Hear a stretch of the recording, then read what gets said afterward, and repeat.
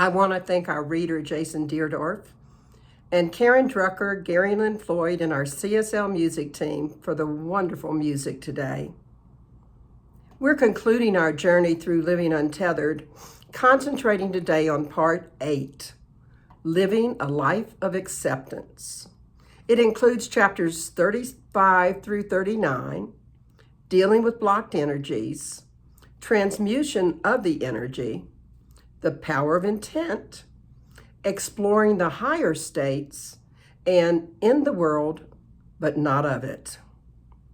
And in this section of the book, Singer invites us to see the transformative power of accepting life as it is, without opposing or condemning whatever shows up for us. He reminds us this is not apathy. Rather, it's using acceptance as a tool to find serenity during life's difficult times. And he implores us to do that work because it transforms our lives and the lives of other people as well. So first, let me give you the question for the week. What is that one choice you can make today to submit to the natural flow of life, to break free from your mind's constraints, and to practice non-identification? One more time. What is that one choice you can make today to submit to the natural flow of life, to break free from mind's constraints, and to practice non-identification? As I read Singer's chapter on dealing with blocked energies, I recognize that sometimes when I'm dealing with difficult situations, I fight the flow of life rather than submitting to it. And words that my daddy said to me when I was learning to swim came roaring back to me this week. Here's what he said. If you ever find yourself caught in a river, don't panic, just relax and float. Save your energy and let the water support you. And it's great advice because I know I can float for a long time, hours on end, and it's very relaxing. But what does this have to do with living a life of acceptance? Well, what would happen if rather than trying to fight our current situations, we learn to float in the arms of the divine and let the divine support us through it? What if we relaxed enough to see whatever is happening from a different perspective? What if we knew we could relax in the arms of the divine for hours on end? One thing I know for sure is that there will always be events in life that are unexpected. A relationship partner does something that you believe is totally unforgivable. A change in your job situation or in the people that you have to report to at your job. An unexpected bill that shows up at the worst possible moment for you financially. The question is, where do you put your energies? Do you put your energy in complaining to yourself and others about the situation? Do you go to that place of victimhood? Why does this always seem to happen to me? Or have you learned something from these past 8 weeks and can see that life does not have to be a struggle, no matter what is happening on the outside, because all that really matters is what is on the inside? Singer writes, someday you will realize you are not drowning. You're simply sitting on a planet, spinning around the middle of absolutely nowhere. That's the truth of the matter. And you know, as we look around, this planet is truly amazing. Such beauty and color and majesty. And we've won the lottery being in America, where we truly do have spacious skies and amber waves of grain and purple mountain majesties and fruited plains. If we're going to spend our time ruminating on anything, why not make it all the beauty that surrounds us, all the freedoms that we enjoy, and all the nice things that happen in our lives? Singer says about us humans that's not what we do. He writes this, People collect all sorts of things as hobbies. Some collect spoons, teas, cups, stamps, or coins from all over the world. But you had a brilliant idea for a hobby. Let's collect bad experiences. That's what you did. I'm going to collect every bad experience I ever had and keep it inside me so it can bother me for the rest of my life. How can that work out well? If you keep doing it, you're going to collect more and more bad experiences, and your life will get heavier and heavier. Now, when I read that, I kind of laughed, but it's the truth. Do we really want to keep causing ourselves to be unhappy when we can make a different choice?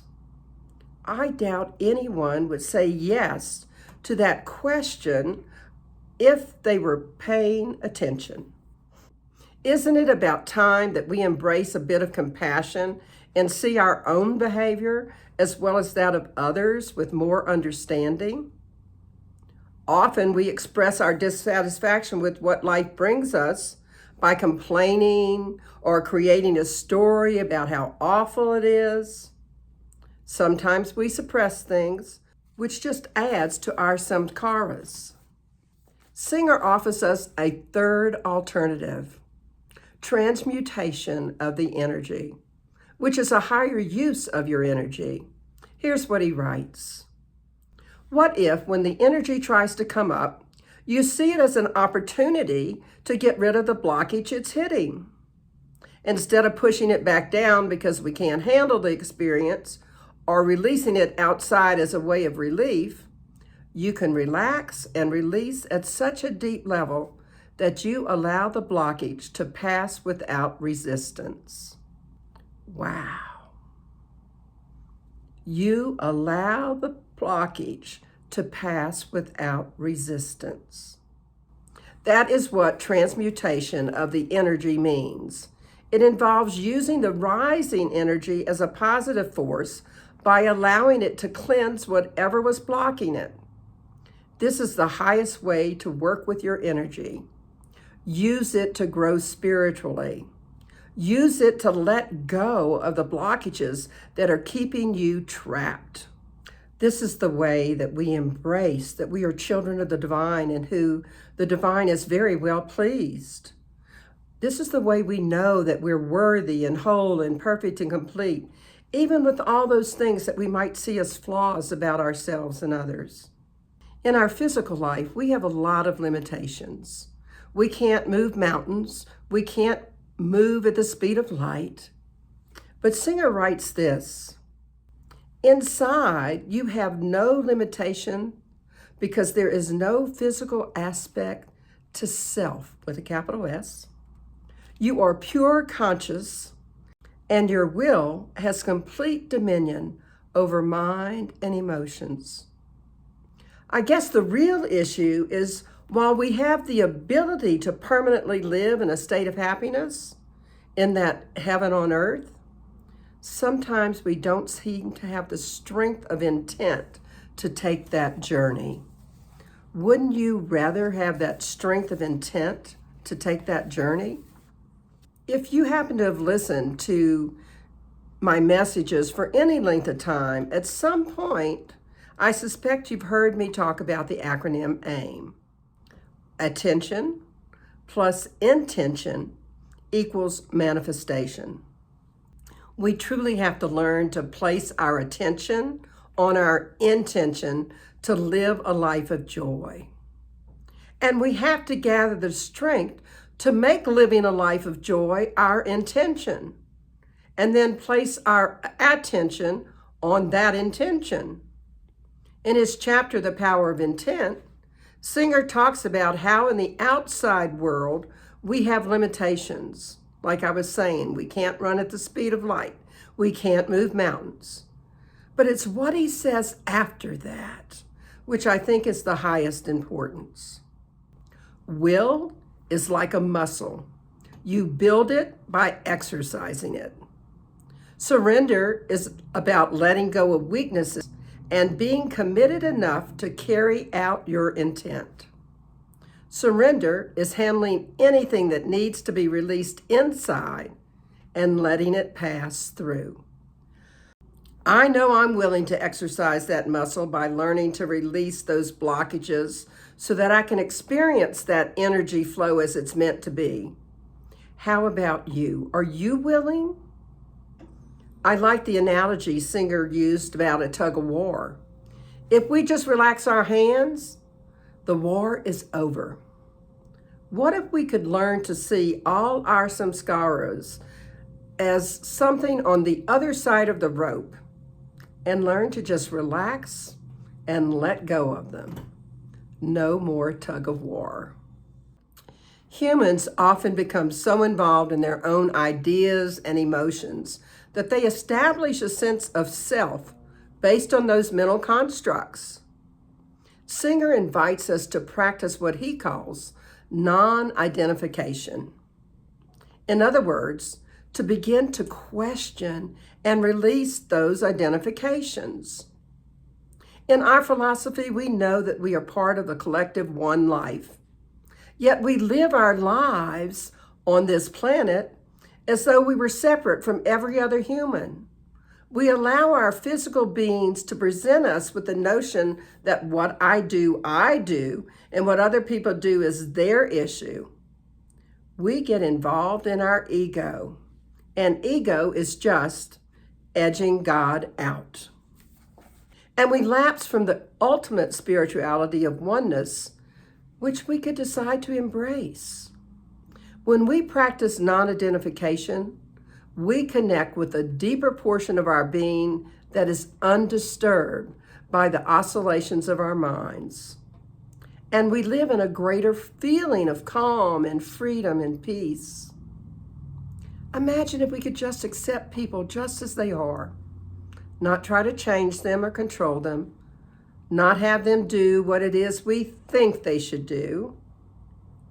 Imagine what harmony and connection that would be in a world. And we can only do that if we let go of our own expectations and free everyone from our preconceptions and our judgment. Singer emphasizes that by practicing acceptance, even during the difficult times, we can experience a significant transformation of our inner state and our general well-being. In the Course in Miracles, Lesson 190 says, I choose the joy of God instead of pain. I choose the joy of God instead of pain. And it continues this way. Pain is a wrong perspective. When it is experienced in any form, it is a proof of self-deception. It is not a fact at all. There is no form it takes that will not disappear if seen all right. For pain proclaims God cruel. How could it be real in any form? It demonstrates God is denied, confused with fear, perceived as mad, and seen as a traitor to himself. If God is real, there is no pain. If pain is real, there is no God. I don't think anyone that embraces our philosophy truly believes God is cruel, or mad, or a traitor to himself. We embrace a loving God, not a judgmental one, not a cruel one. We embrace a God who is very well pleased in all of his beloveds. In the reading today, you heard Singer tell us, the highest life you can live is when every single moment that passes before you is better off because it did. Serve the present moment with all your heart and soul. So how do you do that? You aim to live in non-identification, to learn to question any non-acceptance that shows up in your life, and to see each moment as an opportunity to serve yourself or someone else in becoming more connected to our oneness. There is no us and them. There is only one. This has been a wonderful series to share with you. And I want to end with these words from Singer's final chapter, "In the world, but not of it." No matter how deep you've gone, please do not say you're enlightened. Let that word be reserved for the great masters. Just be content. Don't build a spiritual ego. Spirituality is not about hanging out a shingle that says, "I'm a spiritual person." It's about letting go of that too. It's about perpetually letting go of yourself completely. If you never stop doing this, the energy will take over. Where you used to see your personal self expressing, you will now see nothing but the flow of Shakti. Surrender to the flow. Give your life to it. Merge into it, and it will take you the rest of the way. That is the final surrender.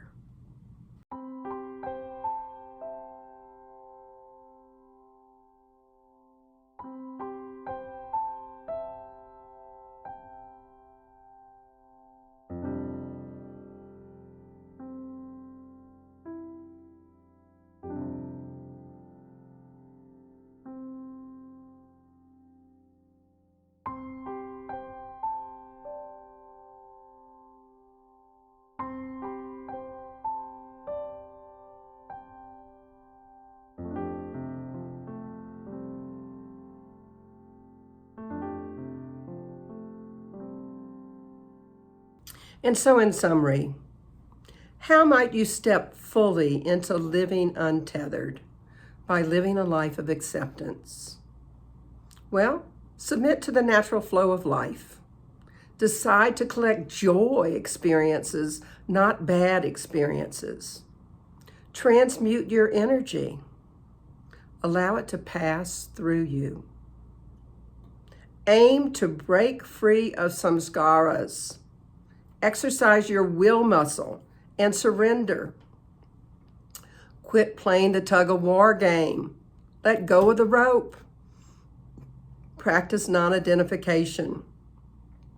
Question your identification of self. Accept people as they are, not as you want them to be. And serve the present moment with your whole heart and soul. So here's your affirmation for the week. How is it I so willingly, energetically, and effortlessly submit to the natural flow of life, break free from my mind's constraints, and practice non-identification? And your challenge for the week? Make a conscious choice this week to be in the world but not of it, and to just accept every instance in your life as is, both people and events. Have a deep desire to live untethered and surrender to the flow of life. And notice when you're surrendering or when you're wanting things your way. Let's pray. We take a deep, nourishing breath, and we know that God is love and joy and acceptance and peace and ease, and that all that God is, I am, and everyone on this call, everyone that's watching this service, everyone on this planet has all of the qualities of the divine. So what I know to be the truth is that you came here by divine appointment. And today there is something that is going to allow you to break free and truly live untethered. That there is a way that you can decide for yourself to collect joy rather than bad experiences. So I'm grateful for this time we've had together. I'm grateful for this series and all the opportunities it has to remind us to let go of any of the pain in our life and to live in joy. So it's from all that gratitude that I release this into the law of mind, spirit, and action, knowing it's already done, so I can say amen, and we can affirm it together. And so it is. And another thing that I'd like to affirm is my gratitude for all the people that continue to support this community. It's so dear to my heart, and I love being able to come to you every Sunday and provide you with a little uplifting message. So thank you so much. Enjoy our offertory song.